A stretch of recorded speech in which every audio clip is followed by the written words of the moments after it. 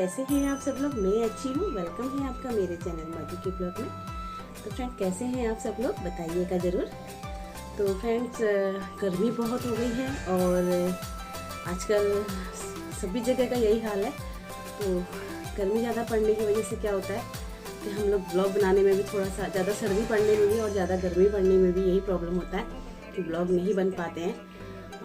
क्योंकि पंखा बंद करना पड़ता है, पंखा बंद करके एडिटिंग पंखा बंद करके ही होती है, बातचीत जितनी भी होती है सारी पंखा बंद करके ही होती है, क्योंकि जो और शोर है वो बहुत ज़्यादा होने लगता है। तो फ्रेंड्स मैं सुनाने जा रही हूँ आपको एक प्यारी सी अच्छी सी कहानी। तो कहानी के लिए मेरे पास बार बार मैंने आपको बताया भी था कि पर्सनल से आते हैं कि आप कहानी सुनाया करो, बहुत अच्छी हमें लगती है। तो पता नहीं अच्छी लगती है या नहीं लगती है वो तो आप लोगों को मालूम होगा, लेकिन फिर मैं आपको एक कहानी सुनाने जा रही हूँ। तो कैसी लगी आपको बताइएगा ज़रूर। पैरों में बहुत प्रॉब्लम है और पैरों में ना आजकल स्वेलिंग भी बहुत हो जा रही है। तो थोड़ा सा चेंज कर करके मुझे बैठना पड़ता है, बैठा नहीं जाता मुझसे ढंग से, ना ही चेयर में बैठा जाता ना वैसे बैठा जाता है। चलो कहानी करते हैं आरंभ, क्योंकि दुखड़े तो रोज़ लगते ही रहेंगे। तो क्या होता है कि एक ना शहर के मतलब मिड में एक बिल्डिंग बन रही होती है। तो वहाँ पर जो मजदूर होते हैं ना, जो मजदूर काम करते हैं डेली वहाँ पर काम करते हैं, तो वो लोग सुबह से लेकर शाम तक वहीं रहते हैं।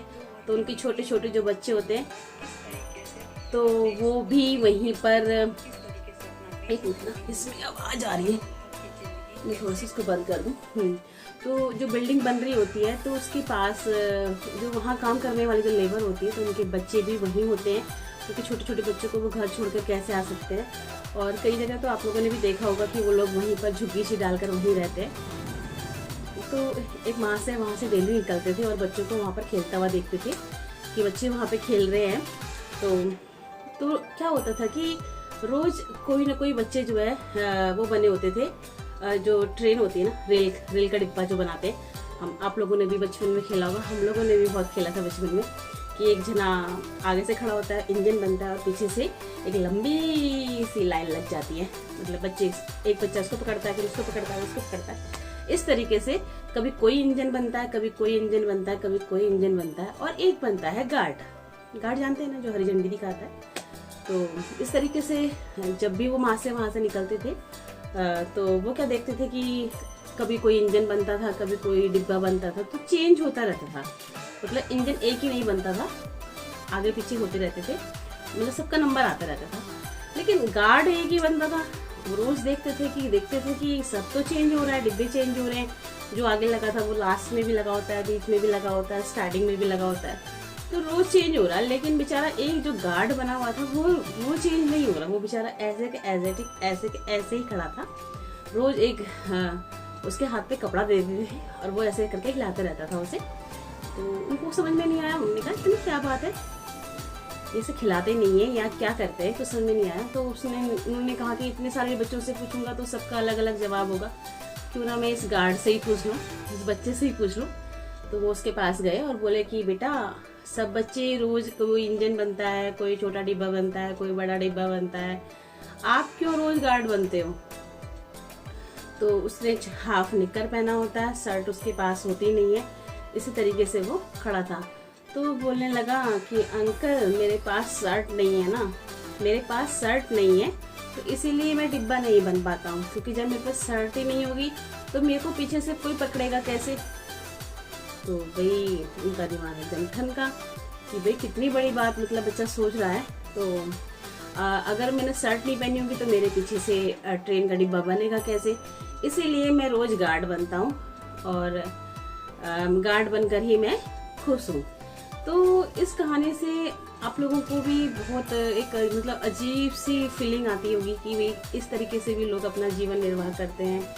और कई जगह ऐसा भी हो सकता है कि भाई बच्चे अपनी ज़रूरतों के लिए घर भर देते हैं रो के कि हमें ये चीज़ चाहिए, हमें ये चीज़ चाहिए, हमें ये चीज़ चाहिए, अगर हमें ये चीज़ नहीं मिलेगी तो हम ऐसा कर देंगे, हमें ये चीज़ नहीं मिलेगी तो हम ऐसा कर देंगे। तो उस बच्चे ने, वो बच्चा भी जिद कर सकता था, अपने पेरेंट्स से जिद कर सकता था कि मुझे शर्ट चाहिए, मैं रोज़ ट्रेन का डिब्बा बनने की जगह मैं रोज़ गार्ड बनता हूँ। तो मतलब वो कुछ भी कह सकता था, लेकिन उसने अपनी ज़रूरतों को सीमित रखा। ठीक है, नहीं हो पा रहा, ठीक है, वो कुछ भी बन रहे हो, मैं तो कुछ न कुछ बन रहा हूँ ना। तो उसने अपनी ज़रूरत को फैलाया नहीं, बढ़ाया नहीं, मतलब खूब बढ़ा चढ़ा के ये नहीं है वो नहीं है, या अपने माँ बाबू की बुराई हो गई या अपने माँ बाबू की कमजोरी हो गई, उसने कुछ नहीं कहा। बस उसने कहा मेरे पास शर्ट नहीं है, बस यही रीज़न उसने जो है उसको बताया। और वो जो महाशय थे उनको बहुत ज़्यादा दिल पे मतलब वो लगी कि हम लोग भी देखो इस बच्चे के बराबर भी हमारी सोच नहीं है। हम लोग कितना कितना सोचते हैं, छोटी छोटी ज़रूरतों को पूरा करने के लिए दिन भर की टेंशन लेते हैं, भागा दौड़ी करते हैं, यहाँ जाते हैं वहाँ जाते हैं, और हर ज़रूरत को पूरी करने की कोशिश करते हैं, है ना। और लोगों का क्या होता है, अरे अच्छा पड़ोसी के घर में कार आ गई तो मेरे घर में क्यों नहीं है, उसके घर में ये है तो मेरे घर में क्यों नहीं है, उसके घर में ऐसा है तो मेरे घर में क्यों नहीं, उसने ऐसा पहना तो फिर मैंने क्यों नहीं पहना, उसके इतने नंबर आ गए तो मेरे क्यों नहीं आए। मतलब टेंशन, हर मोड़ पे टेंशन, हर जगह पे टेंशन। तो वही टेंशन को क्यों हम लोग पाले बैठे हैं, टेंशन पालने की तो कोई ज़रूरत ही नहीं है। तो हम अपनी ज़रूरतों को सीमित भी कर सकते हैं, दूसरों के दुख में शामिल हो सकते हैं, दूसरों के सुख में शामिल हो सकते हैं, लेकिन किसी के सुख से हमें परेशानी हो, हमें टेंशन हो, तो उससे क्या फ़ायदा, है ना, कोई फ़ायदा नहीं है। तो इस कहानी से भी हमें भी बहुत बड़ी सीख यही मिलती है कि हम अपनी ज़रूरतों को जितनी हमारे पास अपनी एक गुंजाइश है उसमें हम सीमित कर सकते हैं। भागा दौड़ी यानी बेकार की टेंशन, ये नहीं हुआ वो नहीं हुआ, ये कैसे होगा, ये वो कैसे होगा, दिन भर से इस चीज़ में हम लगा के अपनी आंखें फोड़ते हैं, अपना सिर दर्द करते हैं, इतनी परेशानी झेलते हैं, उसके बावजूद भी हम लोग कभी भी हमारी ज़रूरतें पूरी नहीं होती, क्योंकि एक ज़रूरत पूरी होती है दूसरी ज़रूरत खड़ी हो जाती है। तो कभी न कभी कहते हैं ना कि एक छोटा सा बच्चा भी एक गुरु के रूप में हमें मिल जाता है, बहुत अच्छी सी बात हम लोगों को सिखा जाता है। तो इस कहानी से हमें यही शिक्षा मिलती है कि हमें अपनी ज़रूरतों को सीमित करना चाहिए।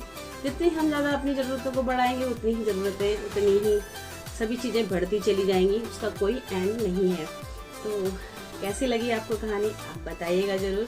और क्योंकि कई बार ऐसा होता है ना कि हर किसी के लेवल की कहानी नहीं होती है, कभी बच्चों की कहानी होती है, अब ये नहीं होता है कि भाई हाँ हमारे कहानी को बच्चे ही सुन रहे। तो सभी के लिए ये कहानी प्रेरणादायक है, सभी को इस कहानी से कुछ ना कुछ सीखने को मिलता है। हम किस तरीके से अपने जीवन को निर्वाह कर सकते हैं, किस तरीके से खुश सकते हैं। 4 दिन की ज़िंदगी है भाई, तो हम लोग बेकार में टेंशन लेके जी रहे हैं, अपने बाल बच्चों में खुश रहें, सब खुश रहें। कहते हैं एक दूसरे को ही, कहीं ना कहीं मन में कहीं ना कहीं कुछ ना कुछ चलता ज़रूर है। तो भाई हम भी परेशान हैं, हमारे पैरों में भी बहुत ज़्यादा दर्द है, रोज़ यही सोचते हैं कि भैया भगवान तूने हमें कैसे मतलब इतना परेशान कर रखा है। लोग बाग अच्छे से खाते हैं, पीते हैं, घूमते हैं, फिरते हैं, और हमें देखो हमें ऐसी काया दे दी कि हम इस उम्र में भी ना कहीं जा सकते ना कहीं आ सकते। आज भी मेरे साथ यही हुआ, घर आते आते मेरी तबीयत रिक्शे में ही ख़राब हो गई, और रिक्शे में इतनी तबीयत मेरी ख़राब हो गई कि मुझे घबराहट होने लगी और मुझे लगा कि मैं घर कैसे पहुंचूंगी। तो बहुत ज़्यादा मुझे प्रॉब्लम हुई थी, क्योंकि रिक्शे वाला गेट पे उतारता है, अंदर नहीं लाता। और कई बार ऐसा होता है कि कोई रिक्शे वाला अच्छा होता है, उसके रिक्शे में कोई सवारी नहीं होती ना, तो वो अंदर ले आता है, लेकिन ज़्यादातर रिक्शे वाले बाहर ही उतारते हैं। और मेरी तबीयत इतनी ख़राब थी कि मुझे समझ में नहीं आ रहा था कि मैं घर तक कैसे जाऊंगी। तो बेटा भी घर में नहीं था, बाकी मैं क्या करती, कोई गोद में उठा के तो लाता नहीं, तो कुछ ऐसा कुछ था नहीं। तो मैंने कहा चलो देख कर चलती हूँ, अगर चला जाता है तो ठीक है, नहीं तो फिर रिक्शे वाले से रिक्वेस्ट करनी पड़ेगी।